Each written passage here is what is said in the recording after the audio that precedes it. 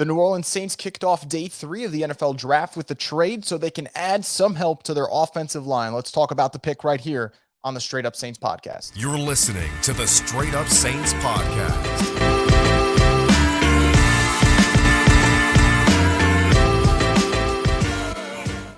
What is up, Who Dat Nation? Welcome back inside the Straight Up Saints podcast. We'll keep it real quick here. The Saints make a trade with the Bears to get to pick 103, which was the first selection in the 4th round of the 2023 NFL draft. And with that pick, they selected Nick Saldiveri from Old Dominion, offensive lineman.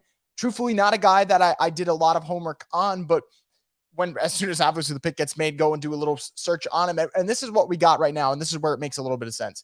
He played right tackle primarily at Old Dominion, but the first thing you're going to notice and people talk about is the short arms. Why would that be a concern? What does that mean? Well, short arms with those lengthy edge rushers on the outside, not exactly what you want to deal with. But the good news for the Saints is talking about a versatile offensive lineman that you could kick to the inside, and that's where I think this pick was primarily made.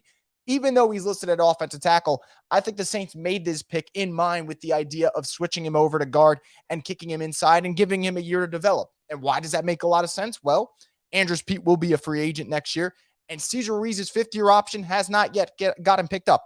It may get picked up, but it hasn't yet. So the Saints don't have an offensive guard on their roster for post-2023. That's important. So you get Saldiveri in here. You see what he can do.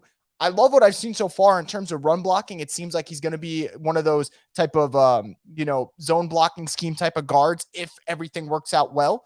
But we got to wait and see, have a little patience here. I love the idea. I think it's a position the Saints needed to address.